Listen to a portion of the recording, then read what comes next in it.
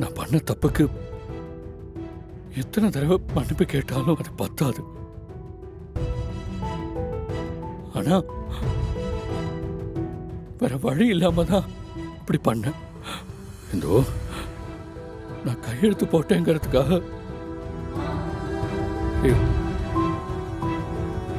எனக்கு ஒன்று பிடிக்காதுன்னு மட்டும் நீ நினைச்சிடாது.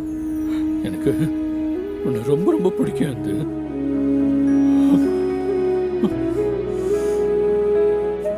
அது நீ போனதுக்கு அப்புறம் தான் எனக்கே தெரிஞ்சது. நீ இல்லாம இந்த இடம் ஒவ்வொரு நிமிஷமும் நரகம் மாதிரி இருக்கு. எப்படி அண்ணே நீங்க சொல்றதுதான் சரிதானே? காரணம் எப்படி நான் நிச்சயதார்த்தத்துக்கு ஒத்துக்குவான்?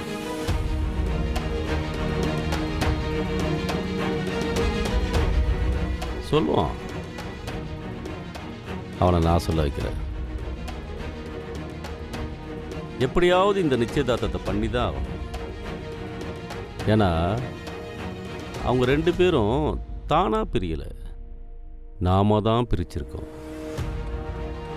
கண்டிப்பாக அவங்க 2 பேரும் ஒருத்தருக்கு ஒருத்தர் நினச்சிட்டு தான் இருப்பாங்க. சம்பந்தப்பட்ட அவனு இவ வேணான்னு கையெழுத்து போட்டு கொடுத்துட்டான். அப்புறம் என்ன? நான் சொன்னா அவன் கையெழுத்து மட்டும் இல்லை, கழுத்தறுத்து செத்து போடான்னு சொன்னா கூட அதை பண்ணுவான்.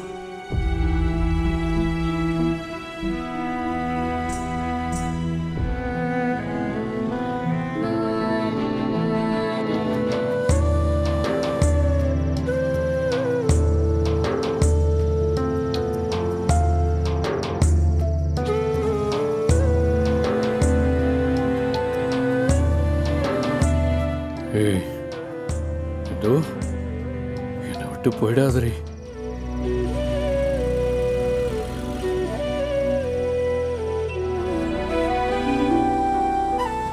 ஏதாவது ஒரு சந்தர்ப்பம் கிடைச்சா கூட அவங்க ஒன்று சேர்றதுக்கு வாய்ப்பு இருக்கு. அதுக்கு நாம இடமே கொடுக்கக்கூடாது.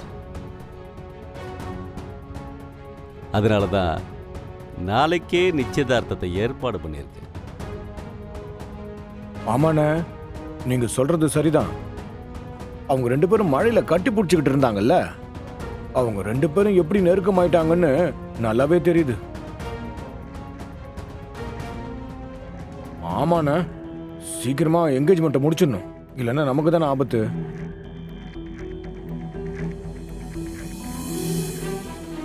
திவா, புவனா இந்த நிச்சயதார்த்தத்துக்கு சம்மந்தம் சொல்லுவாள்ல? அண்ணே அவனுக்காக தான் அவ காத்துக்கிட்டு இருக்கா. இப்படி ஒரு விஷயம் நடந்ததுன்னு தெரிஞ்சுன்னு வைங்க, சந்தோஷப்படுற முதல் ஆளே அவ தான். அவளை பத்திலாம் கவலைப்படாதீங்கண்ணே.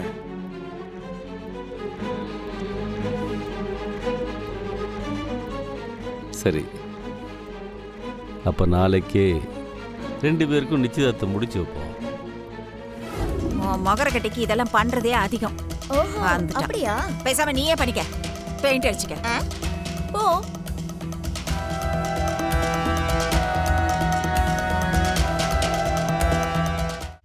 சரி, நான் சந்தோஷமா இருக்கேன், நானே பண்ணிக்கிறேன். ஜெயந்தி, ஒரு நிமிஷம் வாயே.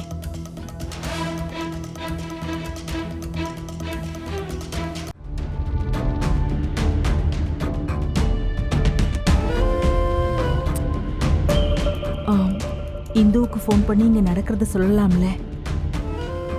அக்கா, நேத்து நான் இந்த விஷயம் கேள்விப்பட்டதுல இருந்து ஃபோன் பண்ணிட்டு தான் இருக்கேன். ஆனா இந்த ஃபோன் எடுக்க மாட்டேங்கிறாளே. சித்தி, நாம இந்து அக்காவோட அப்பாவுக்கு ஃபோன் பண்ணலாமா? அவருக்கும் ஃபோன் பண்ணி பார்த்துட்டேன், அவர் ஃபோன் சுவிட்ச் ஆஃப்ல இருக்கு.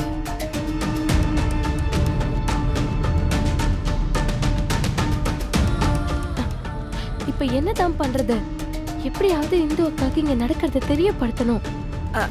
நான் அக்கா சீக்கிரம் வாங்க. ஏய், ஆமா நீ தான் கரெக்ட்டா போட்டுக்கறேன்னு சொன்னல, அப்புறம் எதுக்கு என்ன கூப்பிடுற? அது அப்போ அதெல்லாம் எனக்கு தெரியாது, நீ வா. எனக்கு இதெல்லாம் வந்து போட்டு விடவா? என்னதான் போட்டாலும் இருக்கிற மூஞ்சி தான் இருக்கும். அங்க வந்துருங்க. விஸ்வா, ஃபோன் பேசிட்டியா? பேசியாச்சு தப்பா.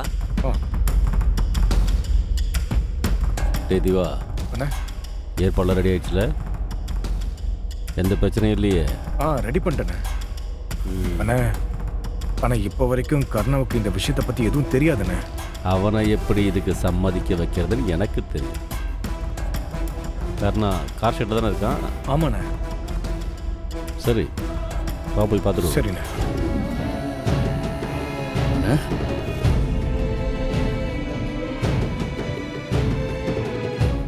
என்னண்ணே நீங்க இங்க வந்திருக்கீங்க? ஏதாவது முக்கியமான விஷயமா? அது ஒன்றும் இல்லைடா, திவாகர்கிட்ட கர்ண என் தம்பி தான், நான் என்ன சொன்னாலும் கேட்பான்னு பேசிட்டு இருந்தேன். ஆனால் அவன் அப்படிலாம் இல்லைன்னு சொல்கிறான். அதான் உன்னை நேரில் பார்த்து கேட்டு போகலான்னு. அண்ணன் என்ன சொன்னாலும் கேட்பல்ல?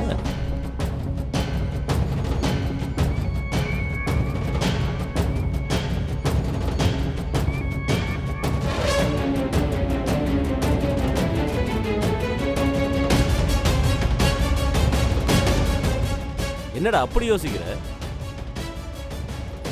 ஒன்றும் இல்லைண்ணே, கண்டிப்பாக நீங்கள் என்ன சொன்னாலும் நான் பண்ணுவேன். பாத்தியா, நான் சொன்னல கர்ணா நான் என்ன சொன்னாலும் பண்ணுவான்னு. ஆ? ஆ. ஆ.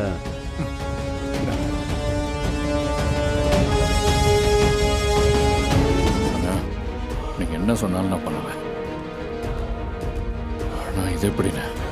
டேய் கர்ணா, நான் எது பண்ணாலும் உன் நல்லதுக்கு தான் பண்ணுவேன். உனக்கே நல்லா தெரியுமே. தெரியும்ண்ணே, ஆனால் என் வாழ்க்கையில் இந்து இருக்கிறப்ப நான் எப்படி நான் போனா கூட? நான் ஒன்றும் அந்த இந்து இருக்கும் போது புவனாவை கல்யாணம் பண்ண சொல்லி, அதான் நேத்தே டைவர்ஸ் பேப்பரில் கையெழுத்து போடாச்சுல்ல. நீங்கள் சொல்லி தான் நான் கையெழுத்தே போட்டேன். ஆனால் இந்துவும் போடணும் இல்லைண்ணே, அவள் அவ்வளோ சீக்கிரம் போட மாட்டானே.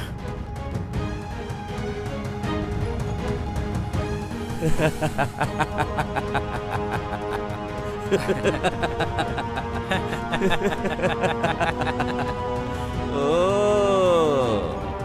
உனக்கு விஷயம் தெரியாதுல்ல? நீ வேணான்னு சொல்லி அந்த இந்துவும் நேத்தே டைவர்ஸ் பேப்பரில் கையெழுத்து போட்டு கொடுத்துட்டா.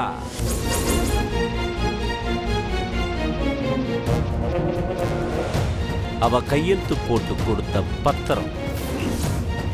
உனக்கு சந்தேகம் வந்தா நீயே பார்த்துக்கோ.